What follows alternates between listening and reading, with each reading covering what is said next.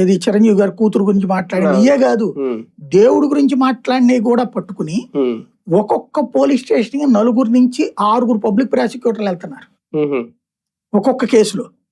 కేసులు కూడా 4-5 వీడియోల్ని సపరేట్ గా పెడుతున్నారు.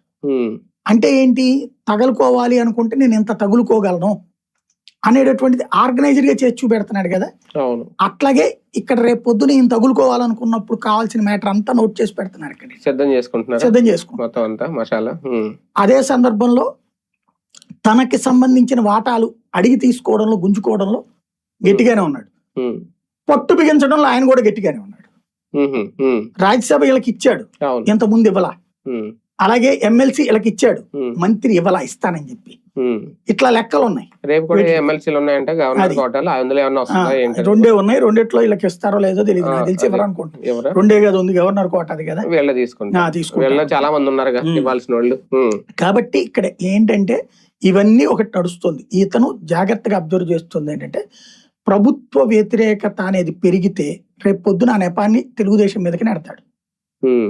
తేడా వచ్చింది, నేను ఇంత కష్టపడ్డాను. ఈయనకి ఏంటంటే ఒకటి మంచి నవ్వు ఉంటది, మాటకారి, ఒక జరిగిన చర్యని జాగ్రత్తగా తిప్పేయగలడు. మాకు ఇదివరకు నేను డిబేట్లు పార్టిసిపేట్ చేసే రోజుల్లో కాలేజీలో ఎలక్ట్రోషన్ అంటే ఉపన్యాసం ఇవ్వడం, డిబేట్ అంటే ఒక టాపిక్ మీద ఒకళ్ళు ప్రో ఒకళ్ళు అగెనిస్ట్ గా మాట్లాడడం, ఇద్దరు వెళ్తాం ఒకే దాని నుంచి. ఇంకోటి ప్రాక్ పశ్చిమ అని ఉంటది, ఫ్లోర్ క్రాసింగ్ అంటారు. అంటే ఒక ఉపన్యాసం బిగిన్ చేస్తాం మనం, 3 minutes 4 minutes ఇస్తారు. హాఫ్ టైం అయిపోగానే ముందు ఇచ్చిన టాపిక్ ని అకస్మాత్తుగా చేంజ్ చేయాలి. చేంజ్ అడ్డంగా చేయకూడదు, కన్విన్సింగ్ గా చేయాలి. ఈడు దొంగ, ఈడు దొంగ, ఈడు దుర్మార్గుడు ఇట్ట అంటూ ఈడు మంచోడు అనకూడదు. ఈడెంత దుర్మార్గుడు అయినప్పటికీ వీళ్ళలో ఈ మంచి లక్షణాలు కూడా ఉన్నాయిరా అని చెప్పాలి. అది ఫ్లోర్ క్రాసింగ్ అంటారు. ఈ ఫ్లోర్ క్రాసింగ్ స్ట్రాటజిక్ గా చెప్పి అప్పుడు నాకు అదేదో పుట్టిన మగాడిగా పుట్టకూడదు అని చెప్పి వచ్చింది.